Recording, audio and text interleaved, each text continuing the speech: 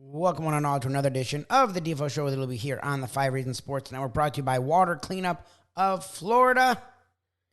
We've had mixed weather lately, and when it comes to your homes or office, that can be a problem. Don't let leaks get in your way. Don't let leaks ruin your holiday season. Water Cleanup of Florida will eradicate them before they begin.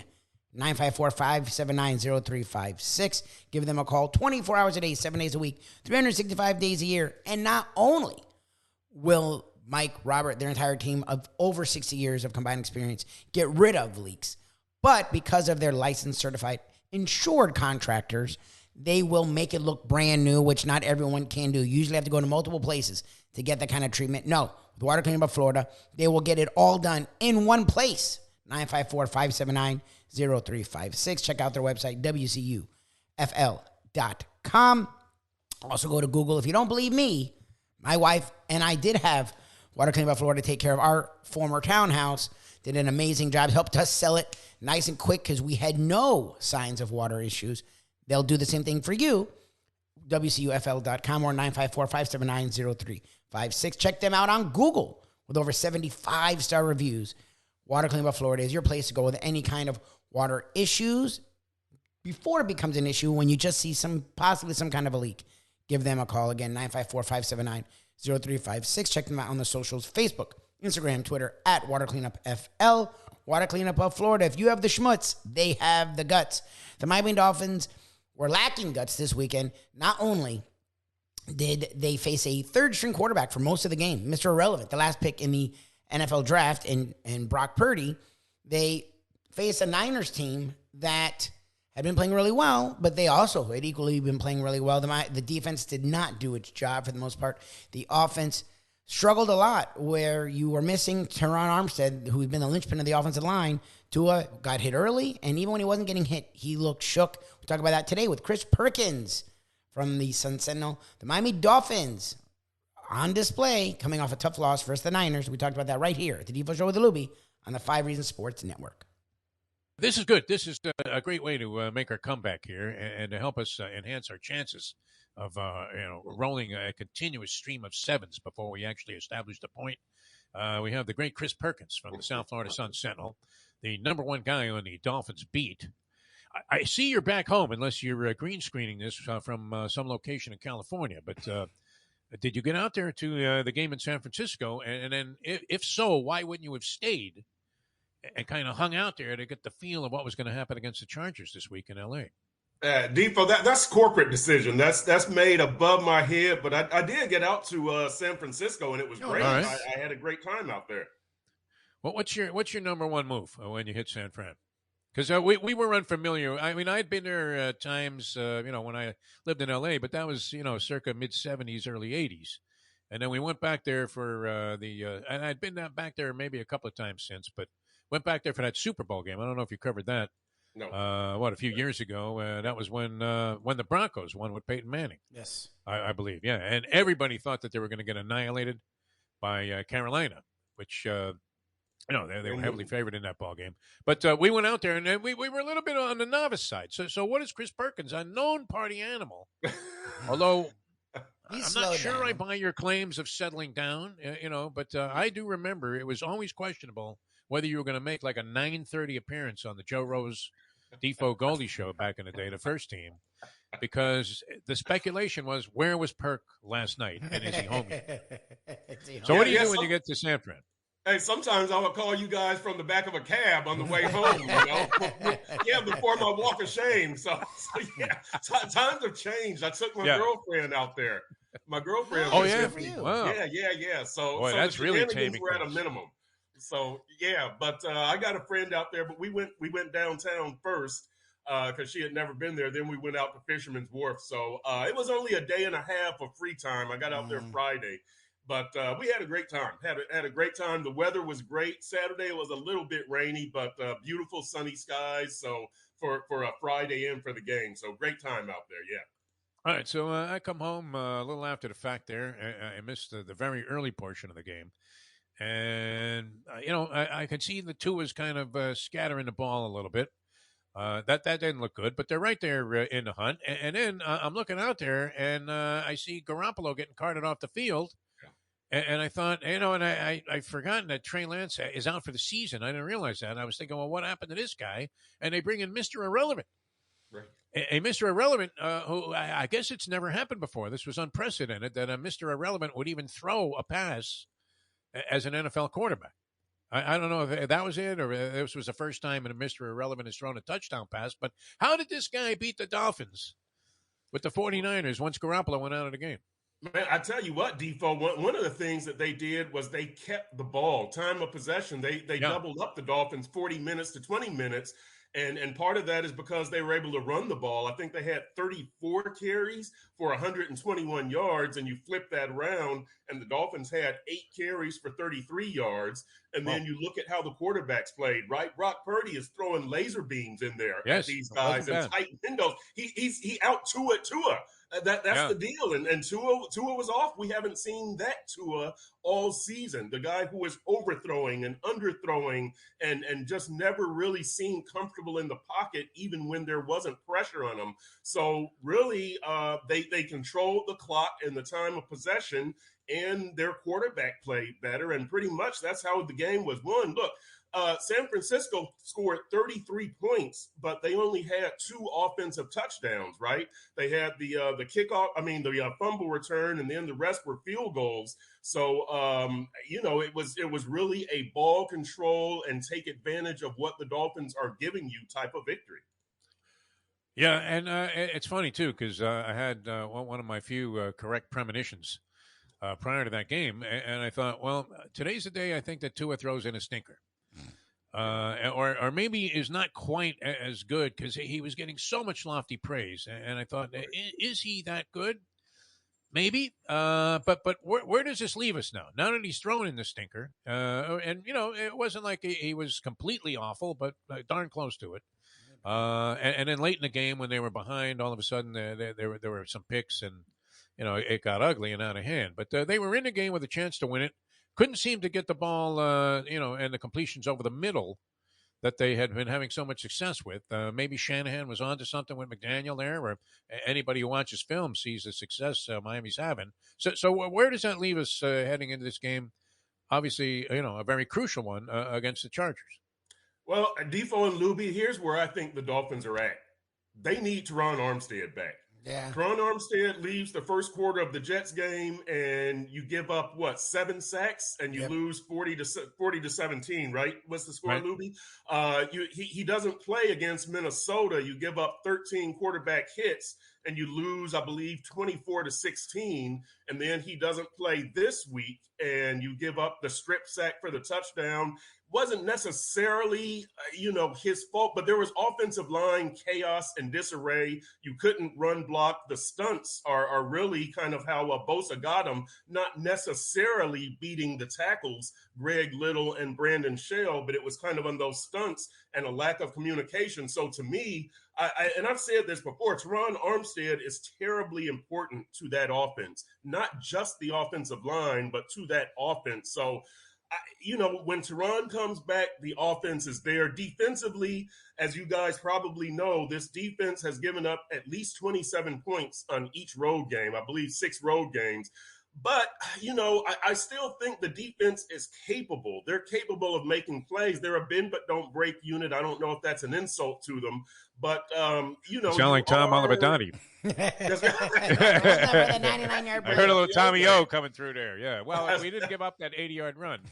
Right. They only averaged 3 yards a carry. Yeah. So there's, look, the Dolphins, they just have to have their key guys healthy, and that's Tua and Teron and Tyreek and Xavier. And then you can talk about making progress. But I think if one of those 4 is out, this team is going to struggle. They can still win, but they're going to struggle. Well, and that's the 2 things. What is the status of Armstead? Because we know he'd been banged up most of the year, but was gutting it out. Then he misses last week, and you saw what that meant. We've heard all year, not only as a blocker, but he's a guy that actually is a leader of the offense, keeps the offensive line in check.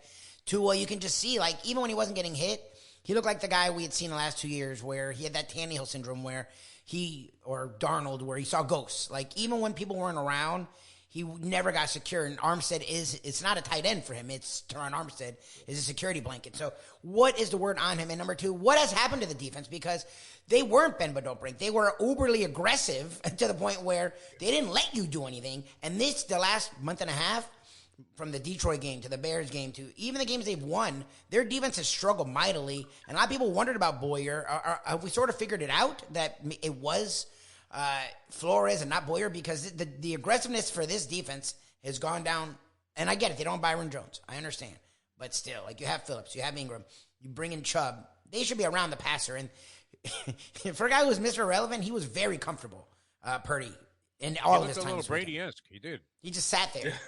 Yeah. Yeah. How about that? The Purdy Brady comparison. I like that. That's what I thought right away. Here's the next Tom Brady. There you go. Let's not waste any time. Hey, how'd the scouts whip on this? Yeah, that's right. But as far as Teron, he's week to week, Lubie. That he had a torn pec in 2018 when he was with New Orleans, and he ended up missing, I believe, 6 weeks and came back for the playoffs. So you keep your fingers crossed on him. Also keeping your fingers crossed for Tua's ankle. He was limping a little bit. He was on the injury report last week with an ankle injury, but I think he's going to be able to play. That's what Mike McDaniel said yesterday.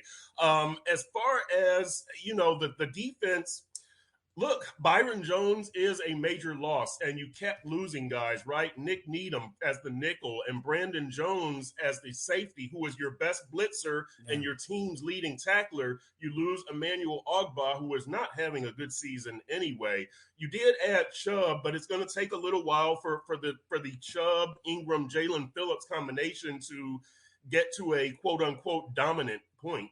They've shown progress. I believe this was their third game together last week, and they did show some progress, right? I don't have the sack totals in front of me, but I think Chubb had a sack and Ingram had a sack, and then I believe that Jalen Phillips had a half sack. But anyway, the point is they need to speed up the clock on that defensive line, because if the defense is going to dominate, it's going to start from front to back. Last year, it started from back to front with Byron Jones and Xavier Howard. Now they've got to flip it, and the clock is ticking on that defensive line to start making stuff happen.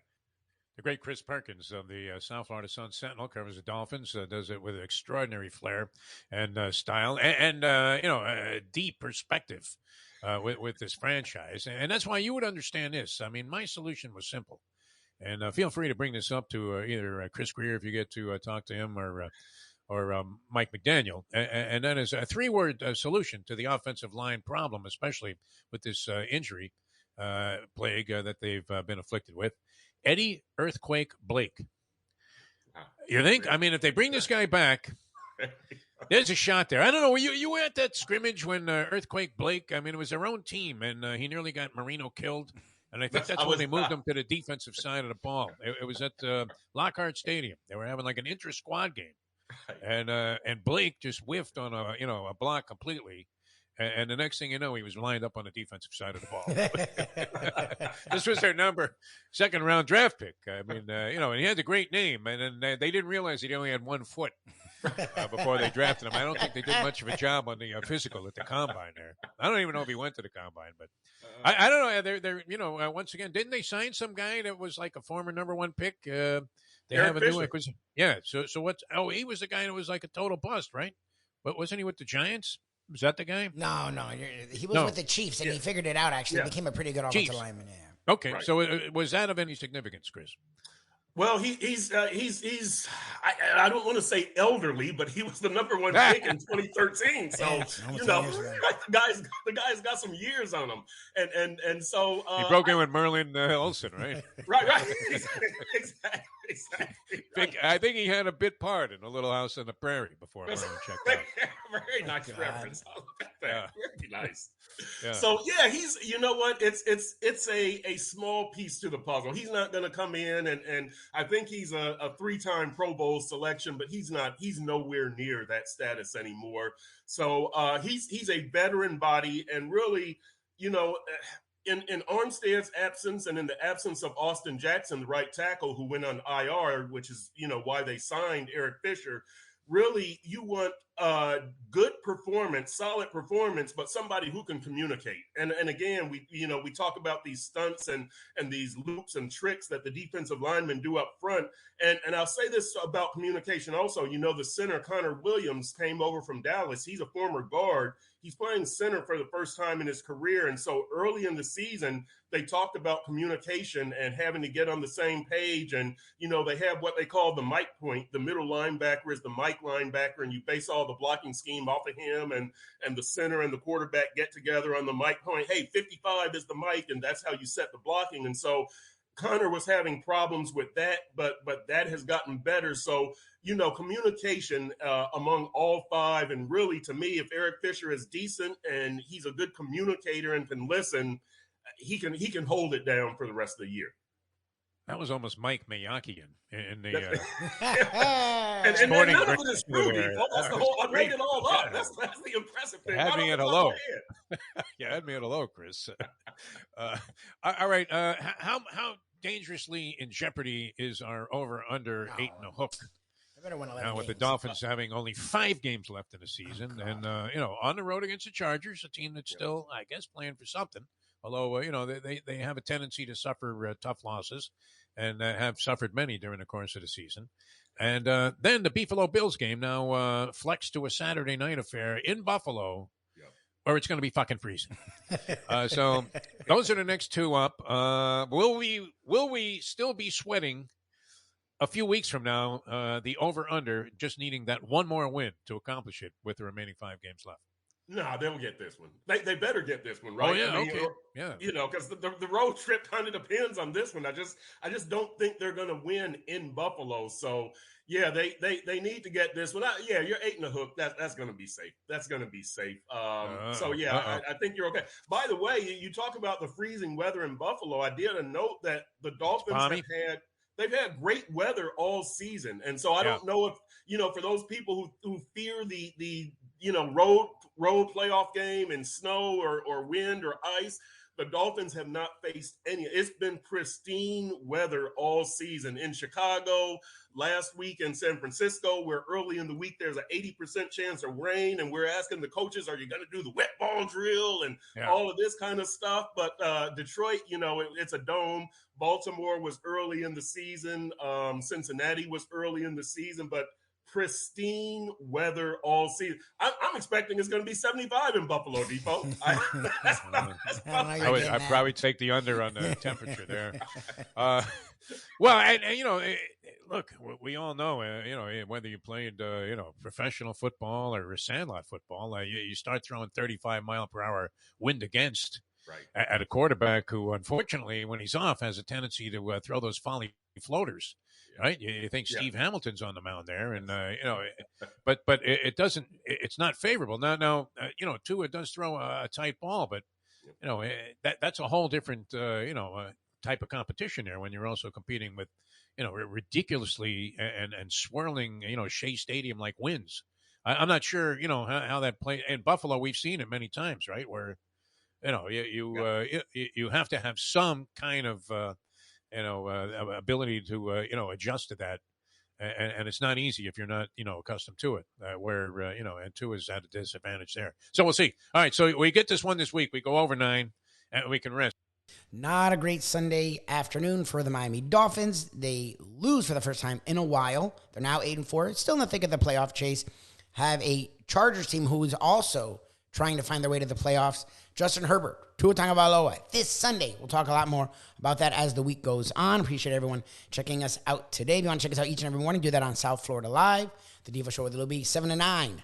Just look up South Florida Live or the Defo Show with Lubie on YouTube, or you can do that on Google as well. And you can check us out, our national podcast, the Believe Network, BLEAV.com, search After Hours, and our South Florida content right here, the Defo Show with Lubie on the 5 Reasons Sports Network. Hey folks, Tony Segreto here. You know, since day one, Catholic Health Services has been part of Old School. And since we've started letting people know about them, it's changed their lives. You see, Catholic Health Services, while being recognized as one of the top places for stroke rehab in the country, it's also about a group of people who not just excel in what they do, from the doctors to the nurses to the therapist, on and on and on. It's how they do what they do every single day that separates them from the pack.